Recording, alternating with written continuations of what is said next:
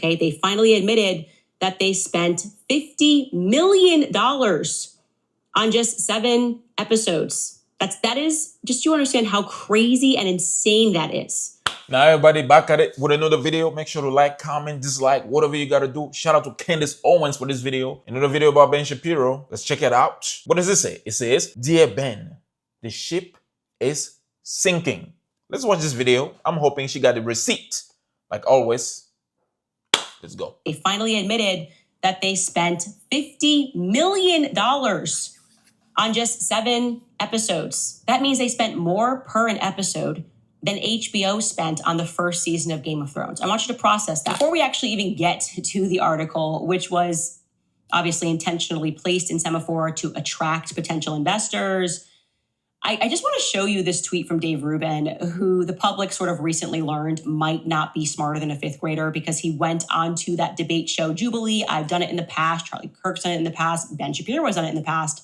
You're surrounded by 20 progressive participants and you are debating them on something that you're passionate about. So I debated them on feminism.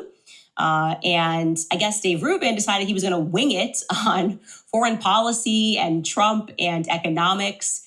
And he got positively destroyed. In case you missed this, it was trending for like a week. We hadn't covered it.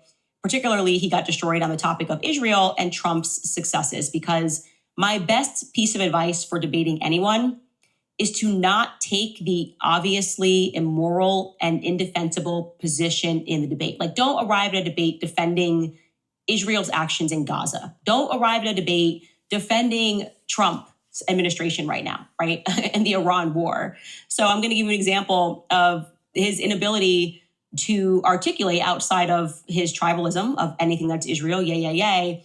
He's unable to articulate to this person what Trump has done this time around to warrant any allegiance to him on the basis of his promises that he made to his voters. Take a listen. What is one main metric that Donald Trump has made better off since he got in office? Like an example would be GDP, unemployment, inflation, et cetera. Well, right now, first off, the big beautiful bill was just passed last year and it's kicking in now, right? It's kicking in now. Okay, so we're going to now see results of that, like even the tariffs. All right, so let's do tariffs. Are you for or against tariffs? Against the universal tariff. So what's the main metric that he made better off? What? What's the main metric that he made better off? GDP, unemployment, inflation? Do you have any idea? Listen. I don't think you do. You see these t-shirts right here? I custom these t-shirts from China, right? These are very, very nice t-shirts, like solid.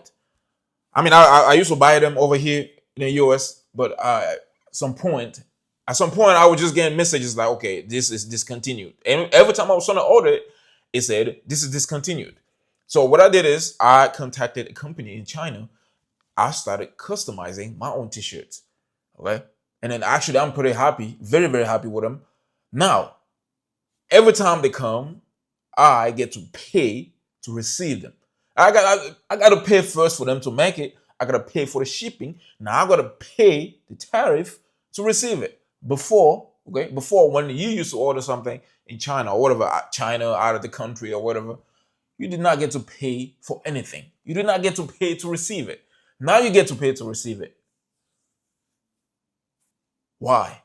Narrator, he did not. He had not one point that he could deliver of what Trump did, but Trump allows Israel to bomb people and schools indiscriminately. Speaking of which, here is another moment where he clearly has no idea what's going on in Gaza, but like he's a Zionist. So let's rah, it's all fine. Take a listen. Trump made several campaign promises to his voters that he hasn't come through on, and yet we continue to hear you guys bootlick him all the time. And it's very frustrating to me that you're not the topic is the modern left cares more about ideology. Yeah, and I disagree with the claim. Yeah. I think that the modern right cares more about ideology. I mean, let's look at some of the things that Trump ran on, right? Yeah. He ran on an America First campaign, and then he bombs Venezuela. Then he doesn't end the war in Israel, even though he promised he was going to do that. He starts a conflict. The war is over. The war's over. No, it's what do you mean? Very much. There's a ceasefire. There's not one Israeli in Gaza. The hostages are home. There's a reconstruction that is absolutely not true. That is just fundamentally false. Wait, you're saying there are hostages in Gaza right now, and the war is continuing? The conflict has continued. Yes, there have continued to be bombs. And moving on. They're bombing Gaza right now. That's what you're telling me? Yes. Yeah, that's not true. I mean, I know you get your news from Grok, but like this is a fact that is continuing to happen. I want to point out another thing, okay? I hear these people saying all the time, right? Like, oh, he said he was going to do this before he became president. Now, when he became president, he did not do what he said he will do, or he will do. What do you guys expect, man? What do you expect from these people? Look, people that become president, they do not do what they want. They tell you what they want, but when they get into the office, they do not do what they want. When are people going to learn this? I'm really wondering when somebody's going to learn this. Learn that one time and for all. Okay? I do not believe in election. I do not believe in, politicians. Okay? They will tell you whatever they want to get where they are going or where they want to get or what they want. They will tell you whatever. And then for some reason, it's been how many years? How many presidents we had all these years? Okay? How many of them actually did what they said they will do? How many? Come on, man. Look at the past. Look at what happened in the past. And then you can decide. Okay? You can decide if you believe in voting before you vote for anybody because they said they would do this. Look at what happened in the past. How many of them did what they told you they will do if you vote for them? Okay, I want to go to Ben Shapiro. When does Ben come in? Okay. So he just has no idea what's going on, and he strikes me as someone who only reads headlines. So my suspicion was all but confirmed when Semaphore dropped an article about the Daily Wire, and Dave Rubin just tweets this, just full Zionist tribalism. He tweets, coming soon from Daily Wire, Meghan and Tucker tears Tumblr. And he shares exclusive Daily Wire is in talks to take on at least $100 million in strategic investment with an eye on an IPO. That's all he read. It's very clear that's all he read. He didn't even click the headline and get brought to the Semaphore website, because if he had, if he wasn't winging it, he would have seen this fuller headline. Okay, he just couldn't be bothered. It reads exclusive Daily Wire under pressure, seeks strategic investors and targets an IPO. So the exact opposite thing is happening. The Daily Wire needs money. And here's what they're trying to do. They're trying to raise $100 million. They have been trying to raise money for a very long time. And I have been saying on this show, I mean, the content of the article sums up what we've all known. The Daily Wire has been in a state of rapid decline, and they're seeking a way out. After the last private equity firm clearly failed to rescue them, they are now turning to High Mount Capital to try to help them raise money at a valuation that is so absurd that they surely know they are not going to meet it, given their distressed financial state. And I got to say, it brings me absolutely no pleasure to report an organization that spent 2 years trying to bankrupt my family because I think genocide is always wrong. Doesn't matter who's advocating for it. Doesn't matter if Trump is advocating for it, if it's Jared Kushner, if it's my side, if it's your side, if it's his side, it's wrong. You know what I don't get? I don't understand people that spend time trying to stop other people or trying to get other people to fail. I don't get it. Where do you get that time? And then why can't you use that time for something better? Okay? But use that time, invest into yourself to get somewhere better, man. You know, sometimes in life, you get to a point where you think you are the guy. Okay? You think you're the guy. You feel like you can do whatever you want to do, right? But that's the moment where you got to watch out. You got to watch out because that moment is very slippery, okay? It's very slippery. The future awaits, okay? The future awaits. That's the same thing with Ben. Dude. There's a moment he thought he was the guy, okay? He thought he was the guy, but now, okay, that moment he thought he was the guy. That's when he was going after Candace. Okay, he was trying to stop Charlie Kirk from becoming Charlie Kirk, the Charlie Kirk that we all know. You get what I mean? But now, look at what is happening. Whatever you do out here, okay, you will pay for it. Sooner or later, you will pay for it. Whatever's done in the dark will come to light. Sooner or later, you will pay for it. Now they have found themselves in a situation that they attempted to really force upon me for wrongthink. And here are the main takeaways from the article. Finally, they admit that the Pendragon cycle, Jeremy Boring's pet project, is what caused a significant amount of financial duress for the company. Okay, they finally admitted that they spent $50 million on just 7 episodes. That is just to understand how crazy and insane that is. They spent, actually, by the way, to be clear, I've been saying the whole time, more than $50 million, closer to 60. But at least they're finally admitting that it wasn't $10 million or $7 million as it had been reported in the past. My question is 50 millions.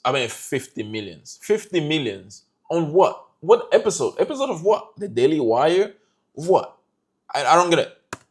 That means they spent more per an episode than HBO spent on the first season of Game of Thrones. I want you to process that. That is mania. That is Jeremy's mania, okay? That is the single greatest contributor to the fall of the company.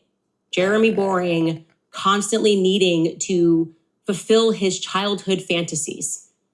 Now, he tried to scrape back some of that price tag by getting rid of me. I've been telling you guys the story forever. They were under financial pressure. They needed to remove people that they were paying. They weren't going to do Jordan Peterson, so they got rid of me in a rather glorious public firing, which Jeremy was hoping would lead to more subs, taking a moral position, saying she's anti-Semitic. They were hoping that more people would sign up. Christ is King is anti-Semitic, but it actually backfired and it catalyzed their financial woes. So he's doing that in public, hoping to get more followers or more subscribers, more fans. Really, like, come on, man. That's your marketing strategy? That is your marketing plan? Firing people in public, hoping to get more. Bro, immoralities, bro. Like, you get whatever you want to get by doing diabolical things. By doing diabolical things, again, you will pay for it. You will pay for it, man. That was then followed by Brett Cooper's exit later that same year, also because of Jeremy Boring and his mania. And then they tried to sell, doing this exact same strategy, different private equity firm behind them. At the end of 2024, they were sort of like fake pumping their subscription numbers. What I mean by that is they started giving away their memberships, like basically for free. Buy one, get one free. Buy a lifetime subscription for X amount of dollars. Sign up today. Don't pay anything until 2029. You get the idea. The gist of that is it allows a company that's struggling to pretend that they're having a boost in subscriptions without having to say, but we're not making any profit. Like I could get 10,000 subs if I offered them all for free, right? You can say things like, we had our highest years in subscriptions without saying, because we're giving our subscriptions away, right? This is an example. Buy 1 year, get 1 year free. That's for the ability to sell to people that your company is doing well when you're actually struggling. It's like a everything must go sale. What is Daily Wire? What are you selling?